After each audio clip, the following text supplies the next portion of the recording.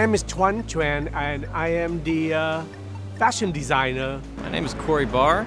I'm an interactive artist. I work with a group called Anti-Clockwise. My name is Benjamin Cowden. I'm a kinetic sculptor. I do mostly mechanical work. I'm Benjamin James, and our project here is the Light Orchestra. My name is Jason Wilson. My name is Tim Thompson. My name is Indiana Bloom. This is Jackie Levy. This is Elias Kostis. And we collaborated on an interactive sculpture together. My name's Tyler Freeman. I made the drum pants. My name's Aaron Seaman.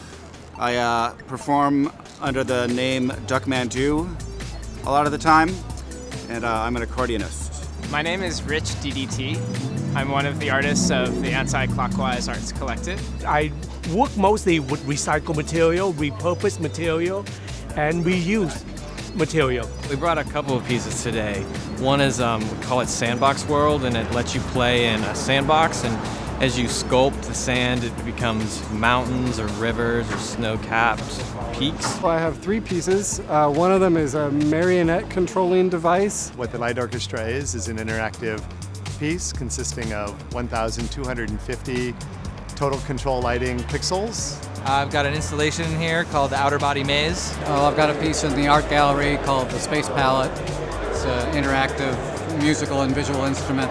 I have 4 pieces in the gallery. 3 are circular pieces out of bicycle rims for frames, and they encompass gears into a dreamcatcher weave out of metal.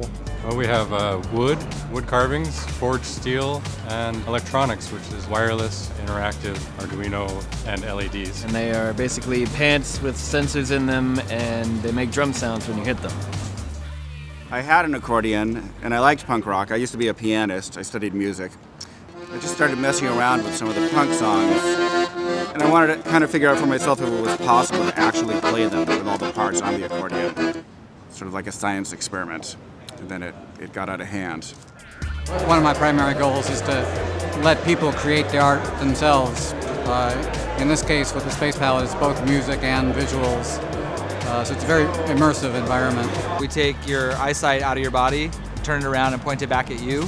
So you're seeing yourself from a third-person perspective. So you literally feel like you're floating up in the ceiling, looking down at this maze. You see these people walking around in there.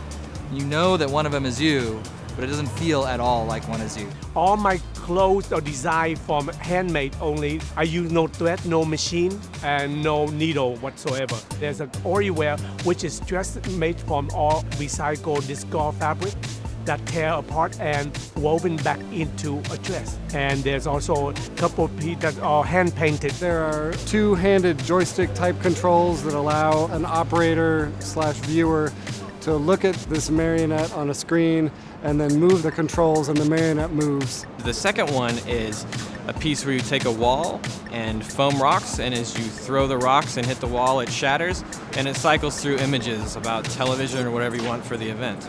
The Television of Tomorrow people sent some very cool old images of the physicists who designed the television, some schematics of the initial television diagrams, and some historical images from the television of yesterday, which I think contrasts pretty well with the television of tomorrow. The lollipop licking machine has a silicone tongue that's about 3 feet away from where the operator is, and the tongue kind of comes up and licks this lollipop, and there's a water tower, so there's actually moisture that comes out and dissolves the lollipop.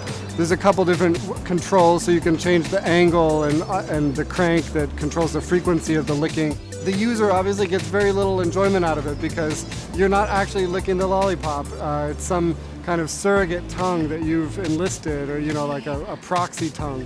I'm a drummer, and a lot of my friends are musicians, and we're always just drumming on our pants for some reason or another, and I figured why not make it actual instrument. They're any kind of pants you want. You can just install them and make a drum skirt, drum chair, put it on your steering wheel, get the traffic jam. It also sends MIDI data through Bluetooth, so you can use your phone or your computer to use more like professional synthesizer and drum machine software and control them.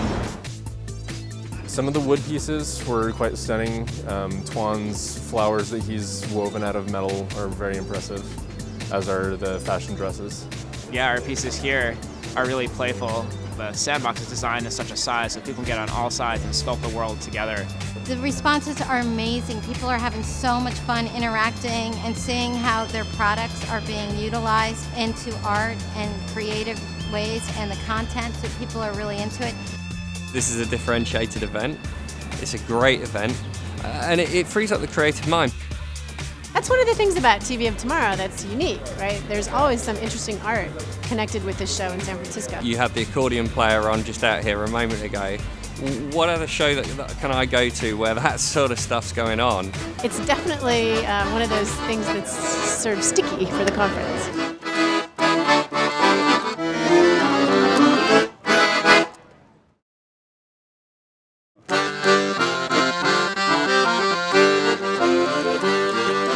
Landlord's here to visit. The passengers go on below. Says I'm doubling the rent cause the building's condemned. You're gonna help me buy City Hall. We can, you know we can. We can, you know we can. Let's search the landlord man.